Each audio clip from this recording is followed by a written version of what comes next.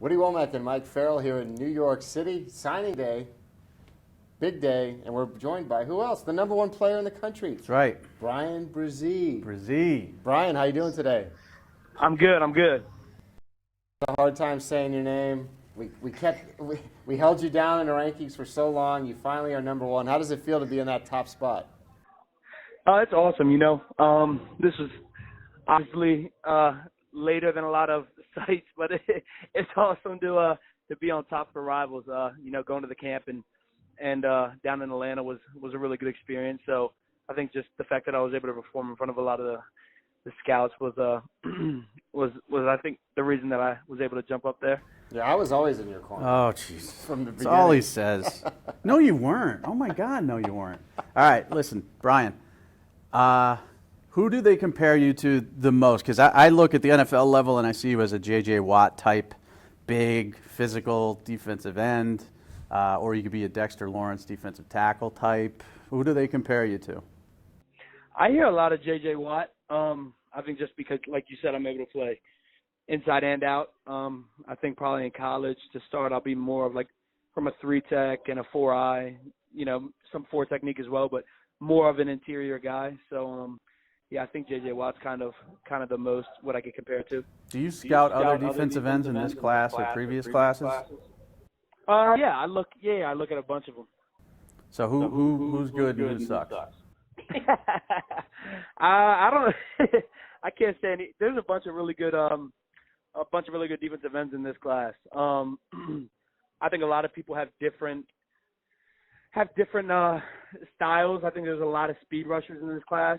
There's not a ton of people who are more power off the edge, I think, like I am. So, like you can look at a Jordan Burch, for example. He's one of the people that I think is closer to. He has a lot of speed and power off the edge. He's a big guy. So I think that's kind of the one guy that I think is really good. What, is he going to come with you to Clemson? Do you have any idea what he's going to do? None of us seem to know. It's hard to get stuff out of that guy. I don't know. I'm right there with you guys. Yeah, he's a tough one. So he is. How often do you hear on Twitter or whatever that you're playing against like 8th graders? Because you're so big and you just absolutely steamroll over these poor kids. Every time any highlight tape's posted from any game. What do you do with that? Does it fuel you? Do you just ignore it? Yeah, I can't. I mean, I can't pick who I play against. I can't decide if a kid's gonna be 6'5", 290, or 6 foot 220. There's nothing I can do with that. So I just go out and play against who I can play against. And do you ever feel bad when you absolutely truck them? Can't feel bad. They wanted to come out there and play, so I gotta play too. Do you help them up?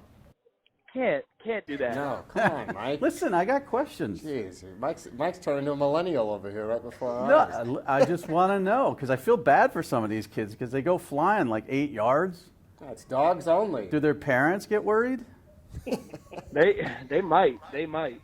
Did you ever have that? Have you always been bigger than everybody else? I mean, I remember when I was a kid there being like a weight limit for football. I was always a lot taller than everybody, but I played quarterback.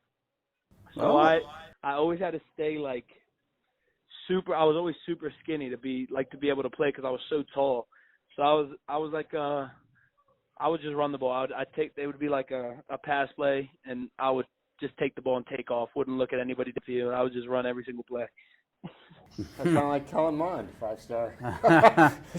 Hey, quick question. During the camp circuit and all that stuff, who was the offensive lineman that gave you the most trouble that you really liked going against? I think there was a couple of them. I think Walker Parks is definitely one of them.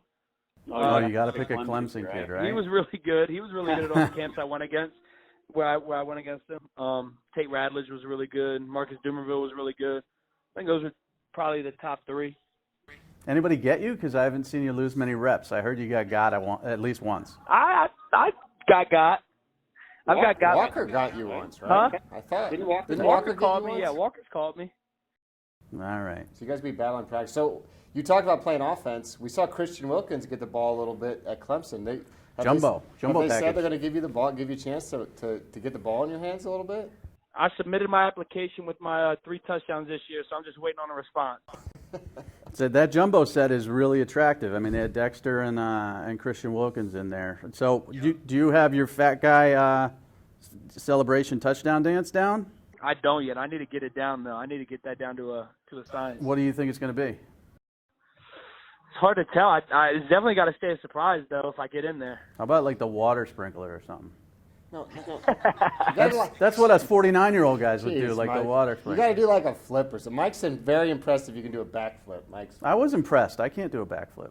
Oh yeah. So how many national titles is Clemson going to win while you're there? Let's assume you're there for 3 years. You can't ask me that. I got to stay on 3. All right. It's a little braggy, but I'll take Maybe it. he gets Trevor to stay another year. That's a Yeah, guaranteed good luck. win. Not going to happen. All right, Brian. All right, Brian, we really appreciate it, man. Thanks for joining us. And everybody stay locked into Rivals. We'll have more interviews, more analysis throughout the day and throughout the rest of the week.